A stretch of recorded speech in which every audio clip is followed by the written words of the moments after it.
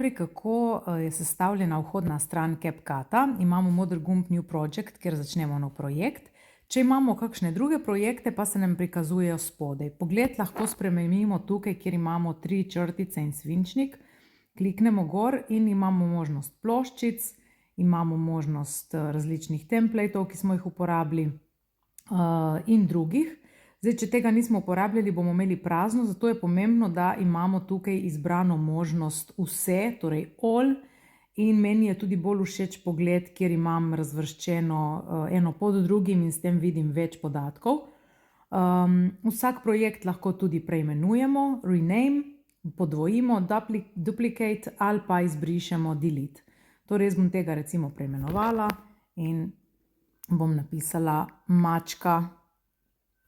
Pa poglejmo, kako ustvarimo nov projekt. Torej, kliknemo na nov projekt in izberemo tukaj lahko gremo med albume, kjer dobimo vse, kar imamo v naši galeriji, ali pa si izberemo poseben album, ki smo ga že predtem pripravili. Jaz sem si pripravila tukaj CapCut. In v tem albumu so sedaj izbrani vsi videoposnetki, ki jih bom potrebovala za moj projekt. Vsak posnetek lahko pred uvozom uredimo, tako da kliknemo nanj, izberemo crop in določimo, od kje do kje želimo, da se posnetek začne. Torej, lahko že od tukaj, še malo skrajšamo na koncu in potrdimo s kljukico.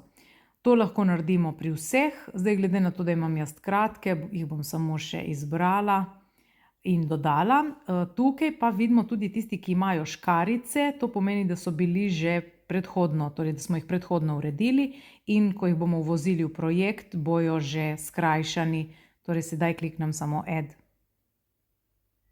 in se mi uvozijo na časovnico v CapCutu. Premiki po časovnici so, če podrsamo s 2 prstoma narazen, vidimo bolj podroben pogled videoposnetkov, če pa stisnemo, jih vidimo bolj pomanjšane kot ploščice. Lahko menjujemo vrstni red posnetkov, tako da kliknemo, zadržimo in premikamo ploščico na drugo mesto, če želimo imeti kje drugje. Lahko, torej spet malce približamo se, lahko jih tudi tukaj urejamo, torej če kliknem na videoposnetek, se mi pokažejo ročke na začetku in na koncu in če pritisnem na ročko, lahko tako konec kot začetek urejam, tako širim kot krajšam. Ena od pomembnih funkcij je, da znamo rezati tudi posnetek na sredini. V tem primeru je pomembno, da posnetek označimo, potem se nam spodaj pokaže split in naredimo rez tam, kjer se želimo, torej če jaz pogledam tukaj, zdaj sicer precej enoličen posnetek, ampak recimo, da bi ta sredinski del želela izbrisati. Torej, postavim se najprej na začetek tega dela, pritisnem split in postavim se na konec tistega dela, ki se ga želim znebiti in ponovno split. Zdaj je pomembno, da izberem sredinski del in šele sedaj pritisnem delete. In sedaj imam samo začetni del posnetka in končni del posnetka. Sredinskega smo se pa znebili.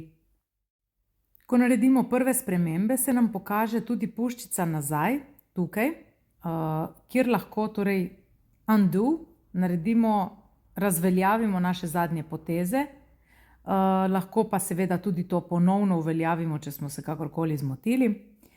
Naslednja stvar, ki je zelo pomembna, je tudi to, da imamo tukaj na vrhu, ko kliknemo spodaj na posnetek, se nam pojavi ta moder okvirček, ki nam prikazuje zdaj naš video. Pomembno je in prav je, da smo pazljivi, da tega ne zmaknemo, torej da ne naredimo tega, ker s tem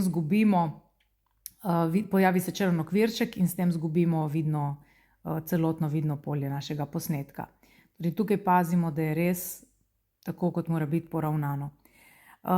Naslednja stvar, ki je tudi zelo pomembna, je spodnji meni. Torej, če imamo video označen, imamo v spodnjem meniju kar en kup enih uporabnih nastavitev in sprememb, ki si jih bomo pogledali v naslednjih videoposnetkih.